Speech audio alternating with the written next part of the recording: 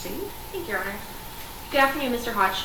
Good afternoon. Will you please state and spell your name for the record? Travis Hodge, Travis Wayne Hodge.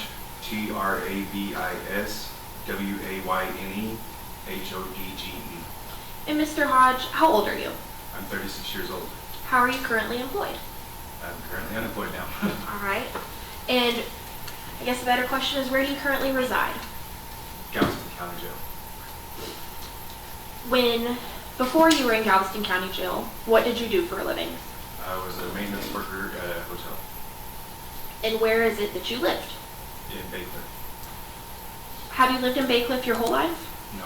How long have you lived in Bay Cliff? I moved to Bay Cliff in November of 23. So about 2 years ago? Yes. Where was it that you lived prior to Bay Cliff? With my cousin at 3106 George Street. And why was it that you moved to Bay Cliff? When I got out of prison, I didn't have anywhere to go, so my cousin came and picked me up and moved me in with him. So you just mentioned that you've previously been to prison, is that correct? Yes, ma'am. What did you previously go to prison for? For drugs. Are drugs something that you have had pretty frequent interactions with? Yes, ma'am. When we talk about drug interactions, let's just cut to the chase. What do you do with drugs? I'm a drug user. I use methamphetamines. You use methamphetamines. Do you also sell methamphetamines? I was not intentionally trying to, but unfortunately I was.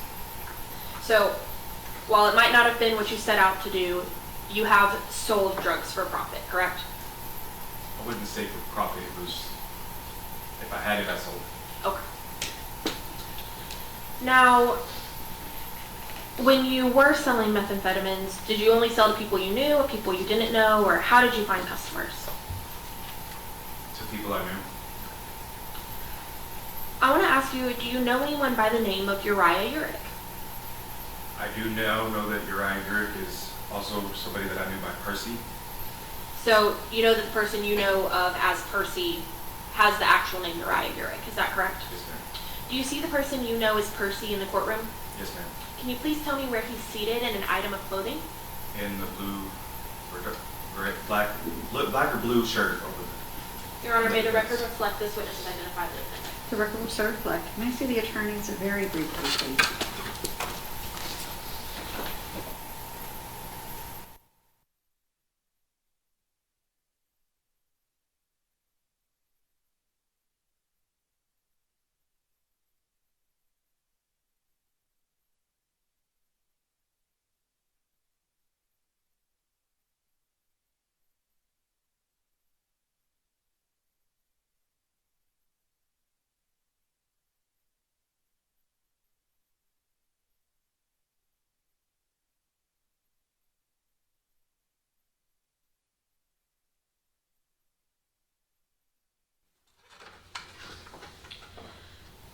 Mr. Hodge, how did you meet Percy? I met Percy at a local drug house in Bay Cliff. He had just gotten burned on some drugs and was looking for more. And I just happened to have about 3.5 grams on me. And so I gave him a gram just because. And at that point, did you sell the gram to Percy or did you just give it to him? At that point, he tried to pay me for it and I told him no. He could just have it. And do you recall when that was? I want to say, I think in December Of 2024? of 2024, yes. And after that initial meeting with Percy, how often did you talk to or see him?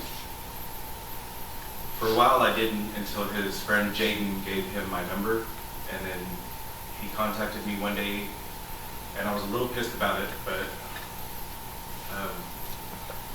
Jaden gave me my number, and he's like, hey, can I get some stuff? And I was like, I'm at work right now, I'm not getting off for a while. He's like, well, I can come by your work. I really didn't want to do that, but he eventually talked me into letting him come by my job, and he ended up picking up the gram from me at my work. And at that point, did you give it to him or sell it to him? At that time, I did sell it to him. And about how many times would you say that you had sold methamphetamine to Percy? Maybe 5 or 6 times. Now, I want to bring your attention to early February of 2025. Do you recall that time period? Yes, ma'am. During that first week of February, how long had it been since you'd talked to Percy? Before February 7th, he contacted me a few days before that and had asked if he could come stay at my house with a couple of guns, and I had told him no. And then on February 7th, I had contacted him because I seen a post about him and Tara King wanted for credit card or debit card abuse. And so I was trying to find out what was going on, and that's when we started kind of talking, and he asked for a ride. And at that point, did you know Tara King? I did not. I had never met her in my life. So when you started talking to Percy, how did you communicate with him? Through text message. And is that because y'all already had each other's numbers? Yes. So when you reached out to Percy, tell me about that conversation. I asked him what was going on. He said he really couldn't talk about it. I was like, what do you mean? He's like, it was self-defense. And I was like, what was self-defense? And then he just never answered then. And then he asked for a ride to Illinois, and I told him I couldn't take him to Illinois. And so after that, we kind of talked a little bit, and I was like, well, I can take you to like Mexico. Why was it you suggested Mexico versus Illinois? Because he was trying to go to Canada to the border. And I was like, well, you know, there's a border that's closer. So proximity? Yeah. So when you said you could take him to Mexico, what was the next thing that occurred? He's like, I'll pay you $1,000 to take him down there. At this point, did anything about what was happening strike you as odd or concerning, or what are you thinking? Yes, it did strike me odd, but at the same time, I was like, well, I was trying to figure out what was going on. And at the same time, I was like, at the time, I didn't really care. Once you had the conversation about he'd give you $1,000 for the ride, what, if anything, do you do next? I leave work at 5 o'clock that day, and I go and drop my roommate off that I was staying with off at the house, and I go and pick him up at an apartment in League City. And did he give you an address to go to, or how did you know where to go? He gave me an address to go to, and I went and picked him up. And at first I passed the apartment, and he's like, no, turn around. And I turned around and parked right in front of the apartment. Uriah and Tara both came out. They had a gun.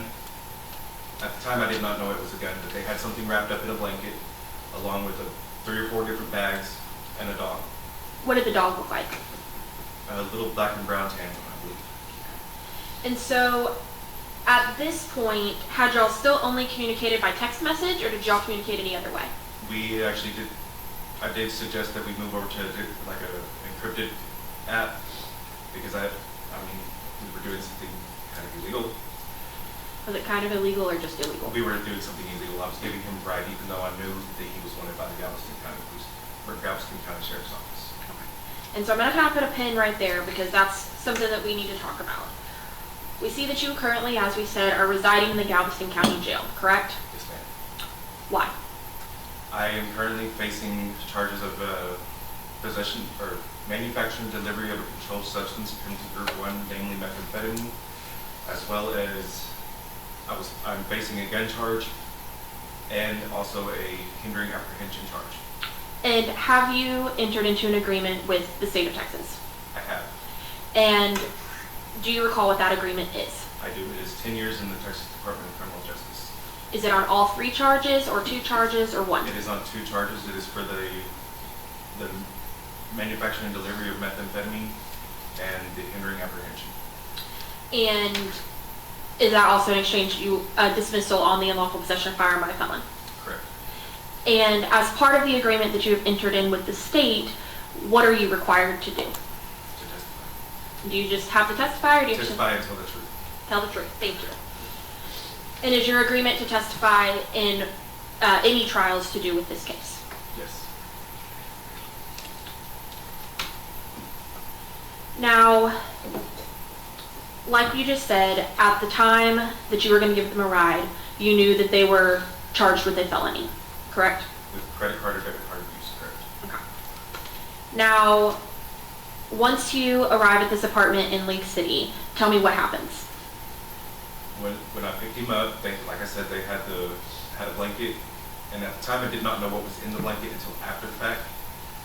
But Uriah gets in on the passenger side, he throws in the blanket, and he has a couple of shoulder bags, and he throws them in the car. Tara comes to the driver's side, throws in a couple of bags along with the backpack, and then she tries to get the dog in. The dog gets loose, and she's trying to get in the car, or get the dog in the car, and Uriah tells her, just leave the dog and get in. Now, when you're saying that Tara was trying to get in the driver's side, where are you? I'm in the driver's side, and she was in the back seat, and I was in the front seat. And then when you said Percy or Uriah was trying to get in the passenger side, was that the front or the back? In the back. Okay. So Uriah says, leave the dog. Yes, ma'am. What occurs next?